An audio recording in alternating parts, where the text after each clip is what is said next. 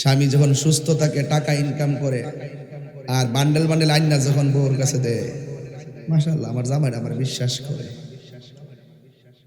আর যখন স্বামীর টাকা থাকে না, একটু অসুস্থ হয়ে যায়, দুর্বল হয়ে যায়, হাত পা অচল হয়ে যায়, এমন স্ত্রীর ইতিহাস পাওয়া যায়, সে স্বামীটারে অসুস্থ অবস্থা ঘরে ফালাইয়া বাজারে গিয়ে আড্ডা মারে। কথা বলেন ঠিক না বেটে?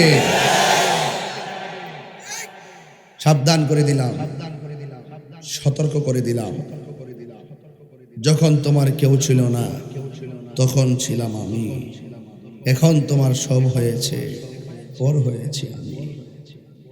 স্বামী স্ত্রী শুধুমাত্র যৌবনের সময় পার করার নাম নয়। এমন অনেক বুড়া মহিলা, বুড়া পুরুষ আমি দেখি রাস্তা দিয়ে, বড়ুরার বাজার দিয়ে এক রিক্সা দিয়া যায়, পান একটা ভাগ করে খায়। 80 বছর হওয়ার পরও মহব্বত, এটার নামই দাম্পত্য জীবন। এটার নাম কি? দাম্পত্য জীবন। অনেক স্বামী আছে বড়ুরা বাজারে গিয়ে চাইনিজ খায়, বউর জন্য কিছু আনে না, মাঝে মাঝে আনতে হবে। আবার অনেক স্ত্রী আছে জামাইরে ফালায় খাইয়া ঘুমাইতে, জামাই যখন শেষ রাইতে আসে তখন জিজ্ঞেস করে বাতাসিনি আছে লয়া খাইলাও।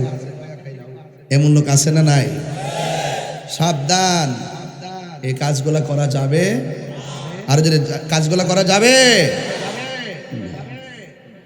এই জন্য আপনি খুব এই জায়গাগুলো, নিজের পরিবার, নিজের সংসার, এগুলো খুব সুন্দর করে তদারকি করবেন।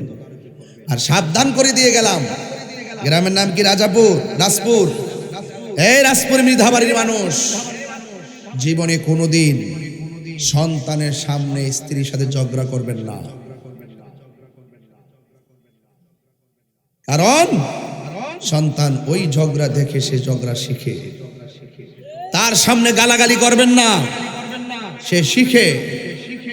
তার সামনে মোবাইল চালাবেন না, সে দেখে, কারণ সে একটা কাদামাটি।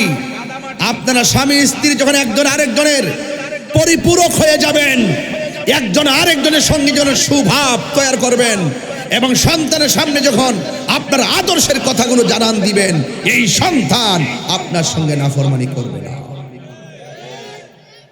এরপরে আসেন মা বাবার খেদমত। সন্তান হইলে না সন্তান মার খেদমত করতে। আমার দেশেতে এমন অনেক সংসার আছে 12 বছর পর্যন্ত সন্তান হয় না, এরপরও সংসারে আছে। অনেক সংসার আছে না? আজকে আমি একজনে ফোন দিছে, প্রায় 11 বছর পরে, না আর একটু কম হইতে পারে, মেবি শিওর না, তবে 10 বছর আপ হবে। সন্তান নাই, সন্তান নাই। আমার খুব ক্লোজ ম্যান, আল্লাহ পাক তাকে 2টা সন্তান একসাথে দান করছে। আজকে তারা জিজ্ঞাসা করলাম, কেউ এতদিন যে ইয়া করছেন মিয়া, আল্লাহর কাছে আসেনিও? ও আছে। আর এইটার নামে ধৈর্যের ফল। আল্লাহ তুমি আমার দিলেও খুশি, না দিলেও খুশি, একটা দিলেও খুশি, 2টা দিলেও খুশি, দেওয়ার পরে নিয়ে গেলেও খুশি। আর এটা আমার আমানত নয়, এটা তোমার আমানত। আল্লাহ রাব্বুল আলামিন বলতেছেন, আর রিজালু কাওয়ামুনা আলান নিসা। পুরুষ হলো নারীর, আল্লাহ রাব্বুল আলামিন পুরুষদেরকে পরিচালক বানায় দিয়েছেন। এই জন্য পুরুষের অনেক বড় দায়িত্ব, অনেক বেশি দায়িত্ব। পুরুষদেরকেই বাজার করতে হবে, খেটে খেটে কাজ করতে হবে। এটা নিয়ে স্ত্রীর কাছে বাহাদুরির কোনো কিছু নাই, কারণ আল্লাহ আপনাকে পরিচালক বানিয়ে দিয়েছেন। এই জন্য আপনি দায়িত্ব নিয়ে স্ত্রীর চাহিদা মেটাতে হবে, পূরণ করতে হবে। হ্যাঁ আমার বাবারা, আল্লাহ রাব্বুল আলামিন আপনাকে দায়িত্ব দিয়েছেন। যদি আপনি দায়িত্ব সুন্দর করে পালন করতে পারেন, স্বামী স্ত্রী যদি সুন্দর করে মিলে থাকেন, আল্লাহ রাব্বুল আলামিন আপনার মধ্যে যে সন্তান দিবে, এই সন্তান আল্লাহওয়ালা হবে, এই সন্তান তাকওয়াবান হবে। এই জন্য আল্লাহ রাব্বুল আলামিন আমাদেরকে অ্যালার্ট করে দিয়েছেন, وقضى ربك ألا تعبدوا إلا إياه وبالوالدين إحسانا আল্লাহ রাব্বুল আলামিন বলেন, ও পৃথিবীর মানুষ, তোমাদের উপরে ইবাদত করাকে আবশ্যক করে দেওয়া হয়েছে। এ আমার রাজপুরের বাবারা, স্বামী নামাজ পড়বেন, স্ত্রীকে নামাজের কথা বলবেন, কারণ নামাজের হাতের মধ্যে বরকত আছে না নাই? আপনি এত সুন্দর বাজার আনবেন, আপনি সুন্দর করে বাজারটা রান্না করবেন। আল্লাহ রাব্বুল আলামিন বলেন, আমি আল্লাহ ছাড়া কাহারও ইবাদত করা যাবে না। সেজদা পাওয়ার মালিক হলো আমি রব। আমার পূর্বে আল্লামা শাইখ আবু সুফিয়ান খান আবিদি আল কাদরি হুজুর বলেছেন, আমরা মায়ের পায়ে চুমু দেই, উস্তাদের পায়ে চুমু দেই, এটাকে সেজদা বলে না, এটাকে বলে কদম বসি।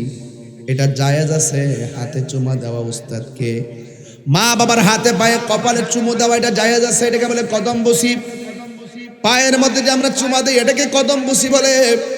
কিন্তু বাংলাদেশের এক শ্রেণী মানুষ এটারে সেজদা বলে চালাই দিছে, আর সুন্নিদেরকে কিছু হলে মাজার পূজারে টেক দিছে। এই জন্য আমি কনসেপ্ট ক্লিয়ার করে দিয়ে যাই, যেহেতু গ্রামের মধ্যে অনেক শ্রেণীর মানুষ আছেন, সুন্নিরা আল্লাহ ছাড়া কাউকে সেজদা করে না, সুন্নিরা আল্লাহর সমকক্ষ কাউকে মনে করে না, সুন্নিরা কারোর কাছে মাথা নত করে না। মাজার গিয়ে আমরা পূজা করি না, মাজার গিয়ে আমরা জিয়ারত করি, সূরা ফাতিহা পড়ি, সূরা ফালাক পড়ি, নাস পড়ি, সূরা ইখলাস পড়ি, বেশি বেশি দুরূদ শরীফ পড়ি। এরপরে আমরা আল্লাহর কাছে দোয়া করি, আল্লাহর ওসিলার মাধ্যমে আল্লাহর কাছে দোয়া করি। এই জন্য এটারে অনেকেই কয় বেদাত। আমরা বলি আমরা চাই আল্লাহর কাছে, আর ওরা মানুষকে বোঝায় আমরা নাকি আল্লাহর ওলিকে আল্লাহ মনে করি। জোরে জোরে কি নাউজুবিল্লাহ বলা যাবে না। এই জন্য বাংলাদেশটা গুজবের বাংলাদেশ, এই বাংলাদেশটা গুজবের বাংলাদেশ, এই বাংলাদেশটা অপব্যাখ্যার বাংলাদেশে পড়ে গেছে। বিগত 1.5 বছরের ভিতরে আমি যতলা মুনাফিক দেখছি, আমার জন্মের পরে এত মুনাফিক দেখি নাই। যারা মুখে কই এক কথা, অন্তরে আরেকটা, টাকার বান্ডেল পাইলে ওই মোল্লার দোয়ার ভাষা পাল্টায় জায়গা। কথা কোন ঠিক কিনা? আমরা দোয়ার ভাষা পাল্টাই না। এই জন্য দেখো সারা বাংলাদেশের মধ্যে সুন্নিদের ব্যাপারে যতই কিছু করো না কেন, কাগজ কলমে দোষী না। কথা কোন ঠিক না বেঠিক? আমাদের কাছে একটা কাগজ আছে, আমরা হইলাম মদিনাওয়ালার গোলাম। কথা বলেন ঠিক কিনা? এর বাইরে আমরা কিছু বুঝি না। যেই নেতা আমার নবীরে ভালোবাসে, ওই নেতার আমি ভালোবাসি। সে যেই দল করুক না কেন, ওই নেতার আমার নবীর মহব্বতের জন্য ভালোবাসি। এই জন্য যেই নেতা আমার নবীরে ভালোবাসে না, তাকে ভালোবাসার টাইম আমাদের, আরো টাইম, হাত তুলে বলতে হবে টাইম। এই জন্য নবীকে ভালোবাসা শুধু আমার দাবি নয়, আল্লাহর দাবি। কথা কোন ঠিক না বেঠিক? নবীকে ভালোবাসা লাগবে। আল্লাহ বলছেন, ও পৃথিবীর মানুষ, আমি আল্লাহ ছাড়া কাহারও ইবাদত করা যাবে না। সেজদা পাওয়ার মালিক হলো একজন।